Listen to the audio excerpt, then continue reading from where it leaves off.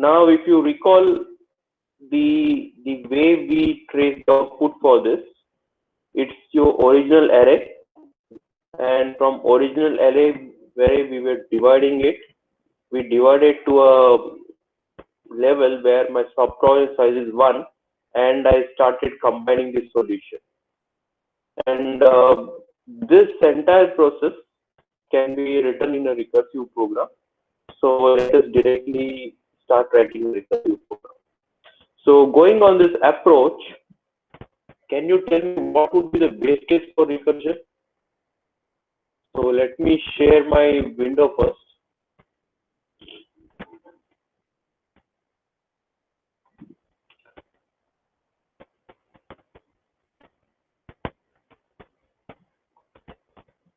Yeah, let me know if you can see my PyCharm ID. So hope this screen is visible to you.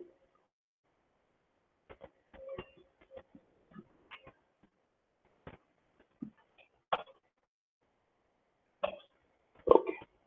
So what are the approach which we have here?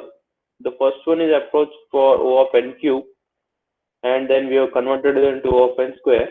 Now we have to write a program under the complexity of O of n log n. So the first thing is, since we are writing that into it's a divide and conquer, and it's based on sequential divide, and then in the end conquer all the sub problems. The one of the easiest way is to start it with a recursion. So let us write a recursive solution for that. So let us call it a maximum sum subarray, and let us suffix it with a small string called divide and conquer, and we'll write it. So as a recursive function, what are we are needed to provide it? We are need to provide the numbers array, and we will provide something called as left and right. We'll provide the two index, the left index and the end index of that array, and the actual array itself. So once we give it, now we can write our program. So what is the first base case here? What is the base case where we'll generally stop? Can you guess the base case here?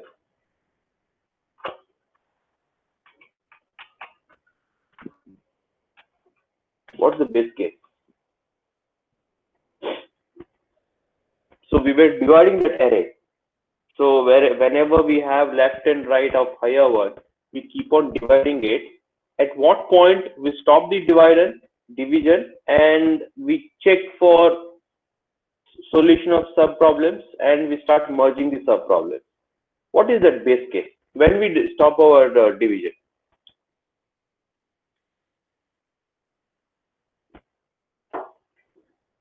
Yes, length is equal to 1.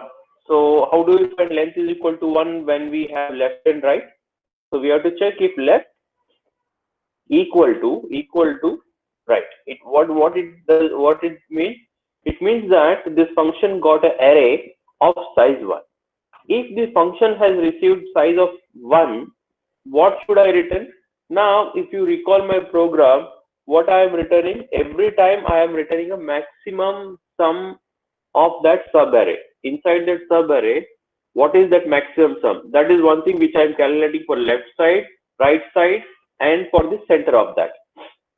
Now when I am calculating for left and right, here I am just returning the sum. But right now in this program, let us also return the index from under which you have this maximum sum. So we will also return the I, J, and sum. What does I and J indicate here? I and J indicate the start and end of that sub array within the larger array under which the sum is maximum. Okay. So if left is equal to right, if I only have one sub array, let us return a tuple with left, right, exactly left, right, and the maximum sum.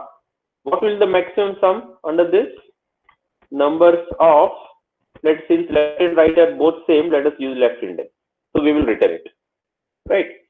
If it is not the case, if left is equal to right is not equal, means I got a subarray of size 2.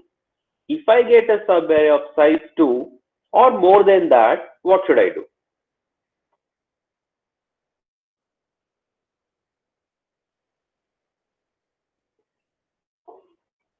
If I get a subarray of that, then I need to, what I need to do? Can you just put that here?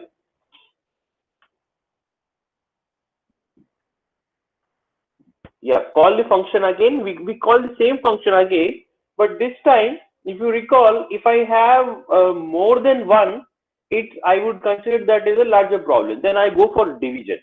So what I do is I first calculate the mid. Mid is equal to left plus right, and the entire one I'll do a division one. What kind of division I do? I do this quotient division. Calculate the mid and then calculate the values. So what I get? I need to calculate the same function DNC with what is the first index here? Left. Then what is the second index? Mid. And what's the other one? For the number array as it is. This is one. And what is the other function called? Max subarray sum. But here what I call it as, I do it with mid plus 1, then right, then numbers. This is a function called to the two further one. So I want the left subarray to be solved and I want right subarray to be solved. So here it is max sum subarray divide and conquer.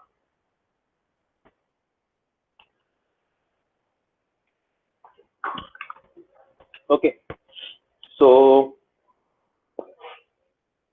max sum subarray divide and conquer. I'm not sure it's here.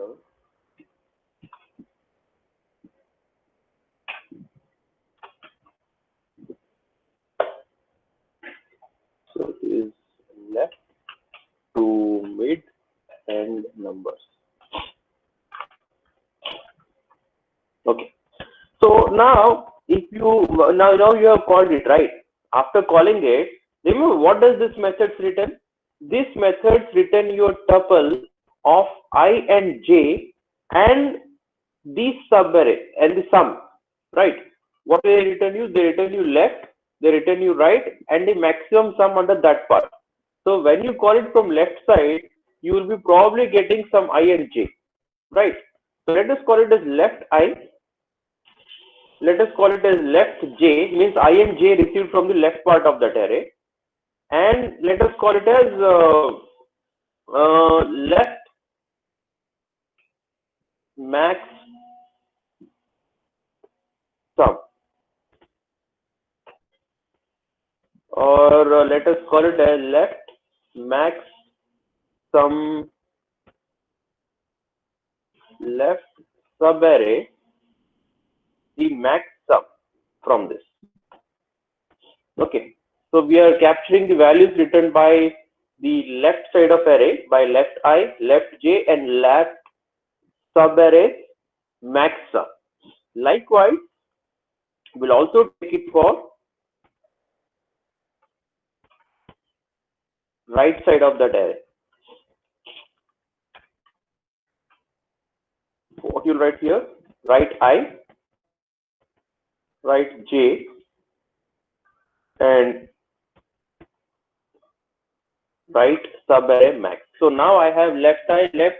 So I have called this number. I am assuming that the subsequent calls of this method will solve it. So assume that I have this solved. I have this solved. We might have received some numbers from that. Once I receive some numbers of that, what should I do here? So I've just called it. Here I have used this number. Here it is for subproblem of 1. If it is my subproblem size is greater than 1, I'm just calling it to my recursion. Here I'm calling it to my recursion. But where exactly are you writing? So this is divide. These two lines are taking care of division operation. Once entire division is done, what should these functions actually do here? These functions have to now calculate the center I, center J, and center subarray maximum, and then compare between left subarray maximum, right subarray maximum, and center subarray maximum. Then decide what is the actual value they have to return to the outer function, right? So now here, let us do one thing. Let us calculate center.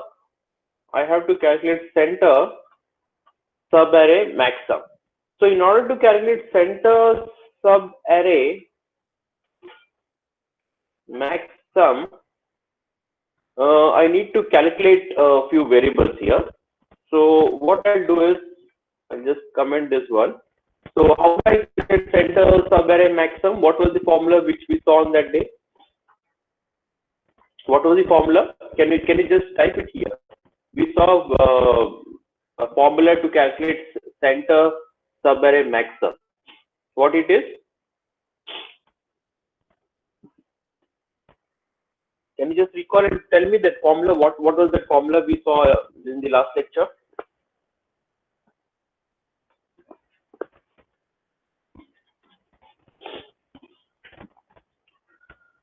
Is equal to left side's maximum plus right side's maximum. The sum of both will be the center's maximum subarray maximum. So if you want, I can show it again once again, but I'll directly type it here. So I need to calculate left part of this array maximum sum and right part array maximum sum. I'm not calculating subarray sum, but I'm just calculating the max. Add it both, you will get a center subarray maximum. This you have to compare with left and right subarray sum, and accordingly you will decide what should be the value to be written. So I need to calculate left sum. So I'll just take left sum is equal to. So how does your left sum start with? Left sum always starts with numbers of mid, right? What is here? I have mid. And right sum, so I'm initializing this value, is equal to numbers of, your right part of array starts from, where does it start from? Mid plus 1. And let me also initialize left max sum. I'll initialize them to same value. So I am using this variable so that I can properly structure my loop.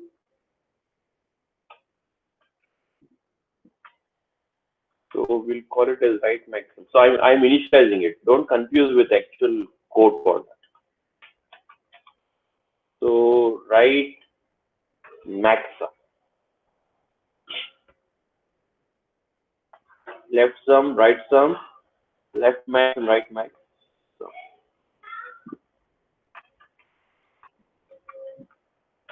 okay. So once I have them here, what I need to do? I need to subsequently keep on calculating the max sum and right max sum. How do you calculate? You need a for loop. For I in range, what should be the range I have if I want to just calculate left side? How do I calculate left side? I start with mid. So here I have already stored the mid here. I already stored the mid. The first mid I am already storing that. So from where should I start here? Mid. Can you type the response? What should I write here? Should it be mid minus 1, mid plus 1, or something else? How do I calculate left from that? I started the mid and I keep on calculating sum till I reach to the end of that array. So how does I have this decrement value of that?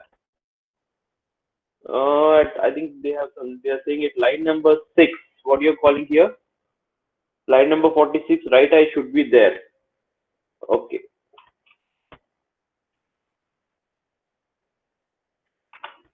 Yeah. Okay. So now here I start with mid minus 1. Yes, I start with mid minus 1 and I reach till, where do I reach till? If I say 0, I won't be getting to a 0. So if I need to say minus 1 here, so that I will exactly reach to the end. Or you can keep it blank. Okay, let me do one thing. And remember now, tell me what should I do here? I want to decrement this, not increment. So what should I do? I should always give a step argument to this for loop. So in range from mid minus 1 to minus 1 with decrement step. Okay. So but here instead of giving a minus 1 will be for all the array, but here I only get this left. So till whatever left I get, I need to just traverse till that point from mid minus 1 to left minus 1, and I need to always decrement the loop by minus 1 here. So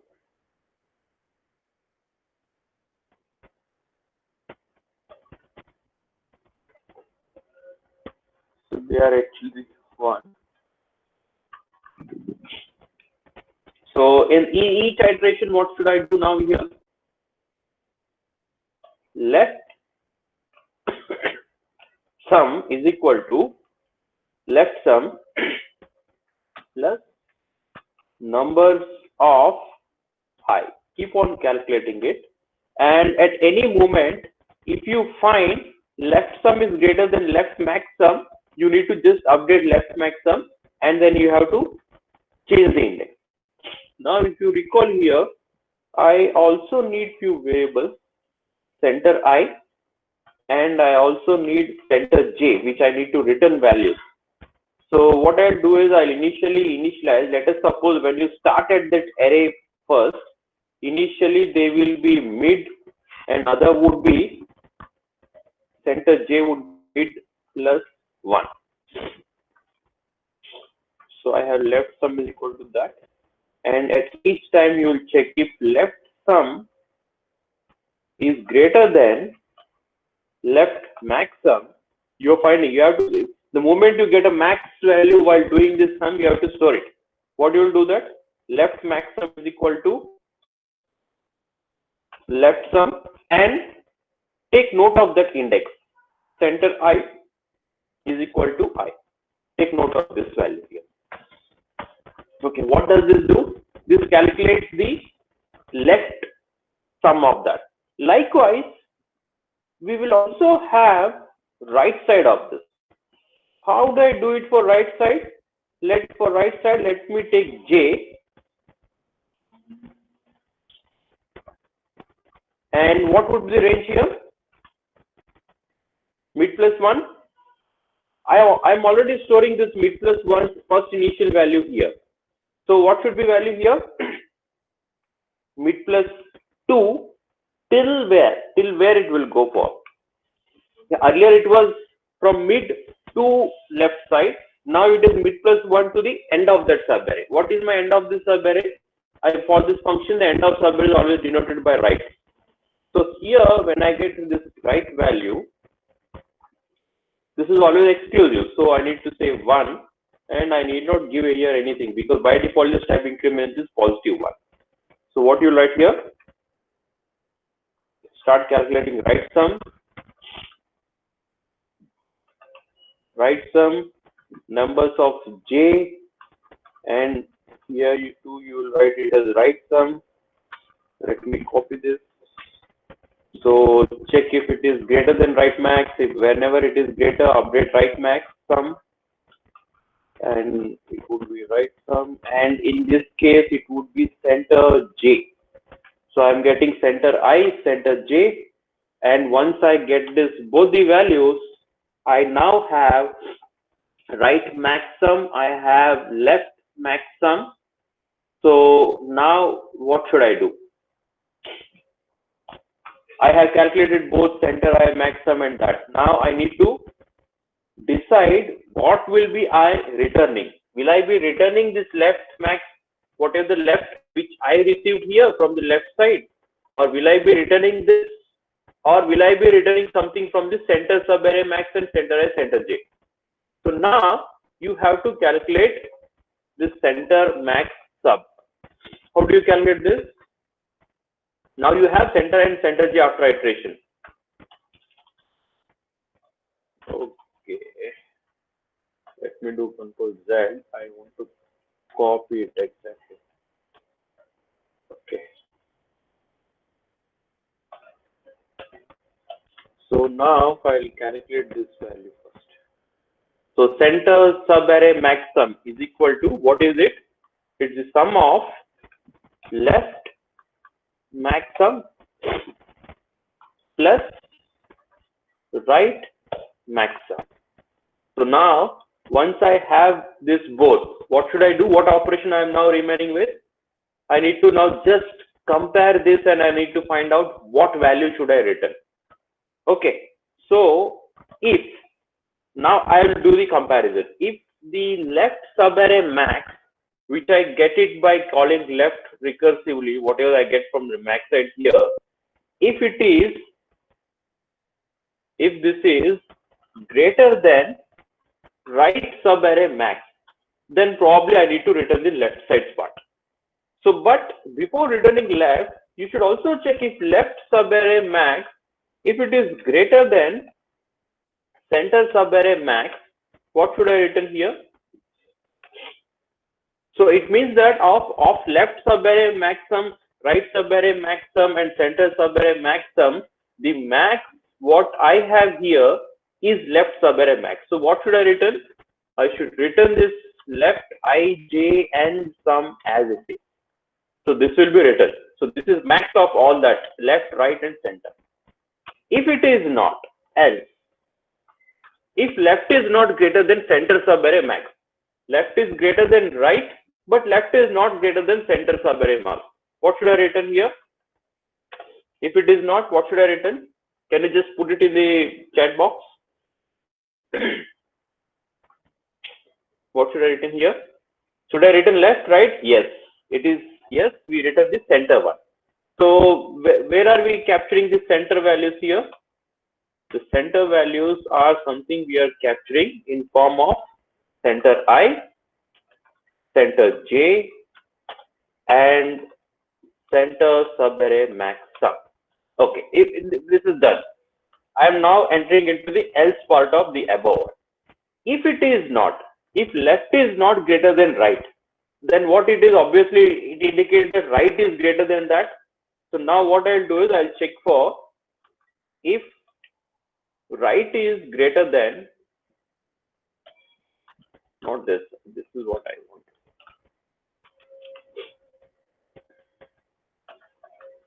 So here I'll check this. So if right subarray maxsum is greater than center, then I need to just return the right part of this array as it is.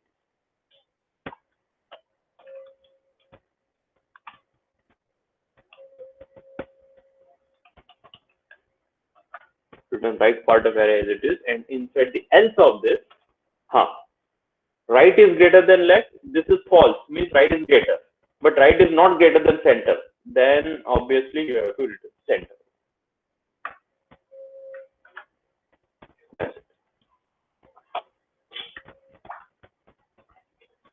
So I think this is what we have handled. We have the base case where we do return, and if it is not, we divide here. So what we do a divide operation, and once we divide operation here, our conquer step starts here. This is conquer step. Then inside conquer step, and what is this step here? This is what we call it as, here this step is call it as merging of solution.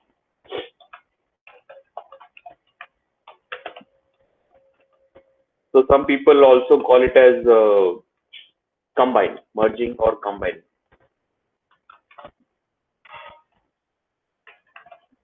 Okay. So when I combine, then I return a final value. Okay. So now I think we have this method defined. Now it's time to call it and then check it. So method has end there. So how do I call this function now? So let us say maximum sub array I. Okay, let me do one thing. How do I call this method? This is how I call this. So what is the initial condition? 0. So let me write calling the recursive method. Let us see if we get a right output. If we get right output, no need to debug. If not, we need to debug if we get a wrong output. So max sum sub array, I start with 0, and where do I end with? Length of numbers minus 1. So this length of numbers is the one which we are already calculating here at the top of that. This is length of number array. And what else I need to pass to it? I need to pass the numbers array. So when you call this, you will get a tuple of 3 values. What does that indicate? The first one indicates I, and let us call it as maximum sub array j, and let us call it as maximum sub array sum is equal to this. So all my values which I get from that will be in this 3 tuple. Now I need to just print this. How do I print it? You can easily print here.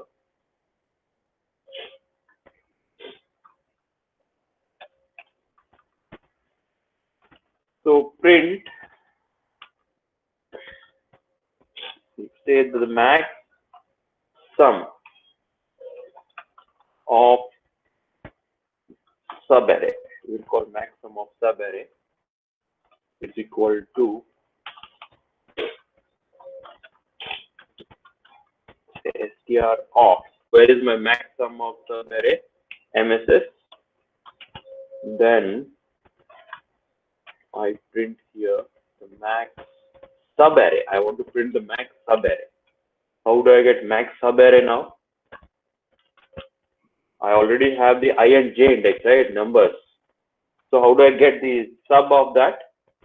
Call the slicing operator MSSI to MSS j plus 1. Why j plus 1? Because that is always ignored. The next one, this is second, this is ignored. So let us execute and see what is that. Let's see if I get a right output for this. Okay, so for this array, what is your maximum sum sub array for this? I think we have calculated it, right? Can you just put it in a chat window? What would be the output, right output for this? For this array, I think if I'm not wrong, it should be this one which I've calculated of 15. Yes. So let me execute and see. The above code is commented. We only have this method and we have it this. So at least PyCharm is not showing me any syntactic validation errors. Let me execute this.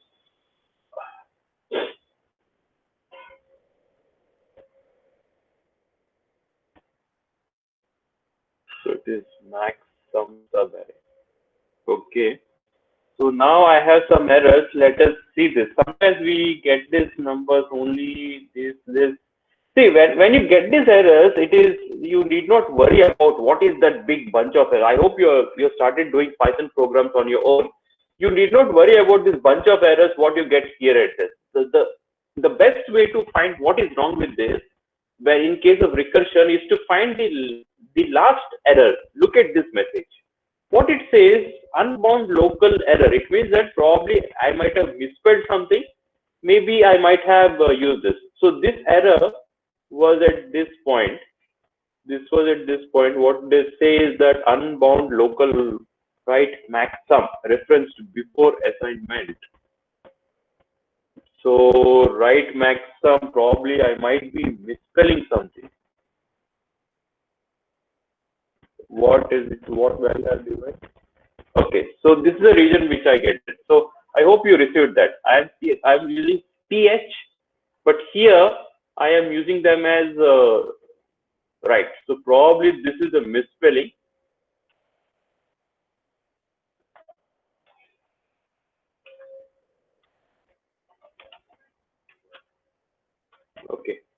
So generally, I should have understood just by looking at earlier. If it shows you something in a gray color, it means that I'm not using that sum. So you can see once again, this variable is never used, but I am using it here. Means I am probably misspelling this.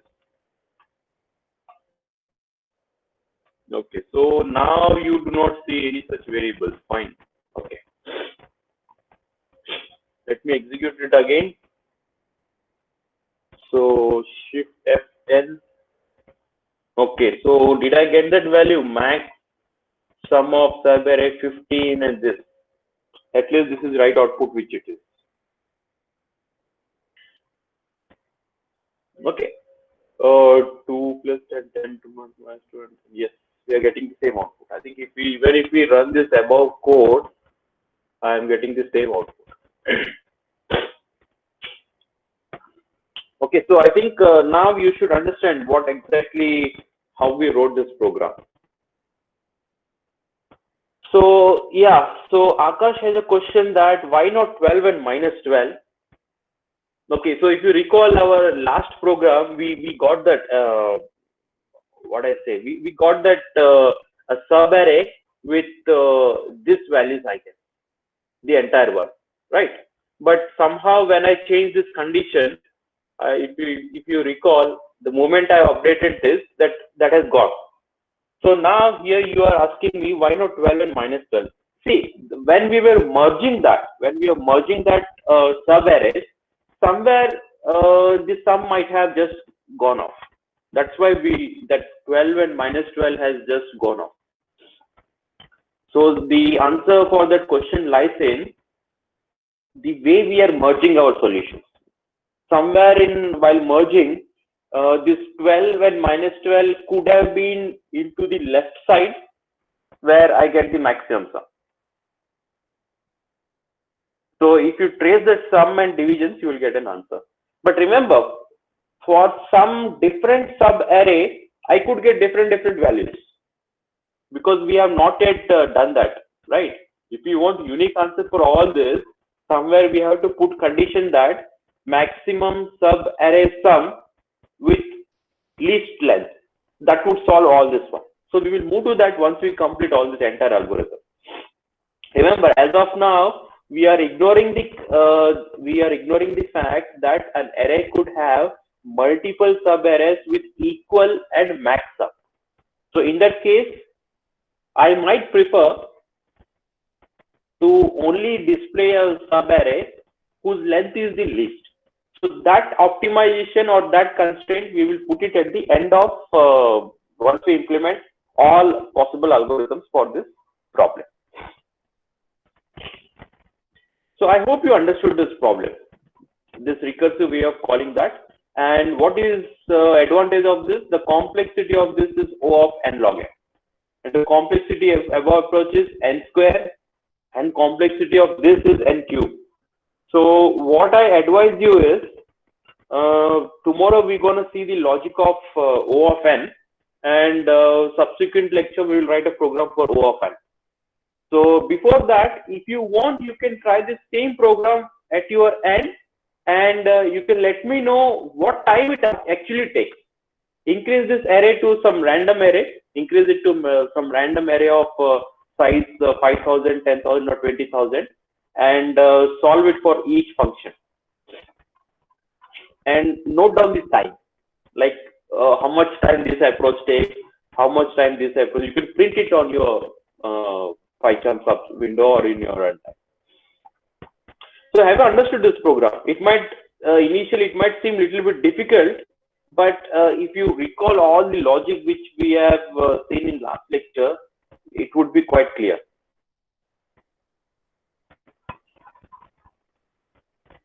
So what I'll do is I will upload this program to the GitHub, and can I expect in tomorrow's lecture that you will calculate time required for these three approaches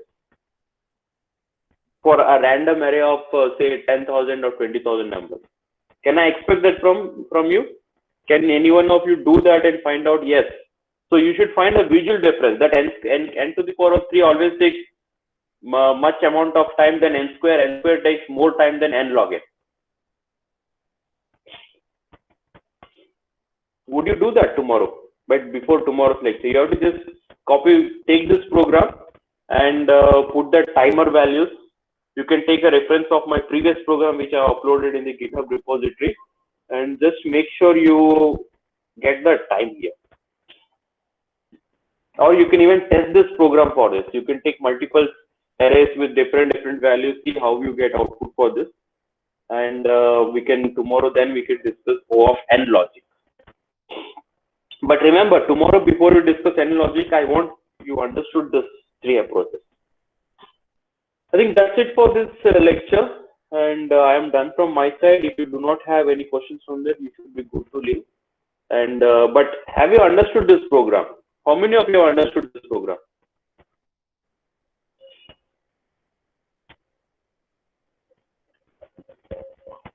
Have you understood this program? How many of you have understood? Yeah, okay.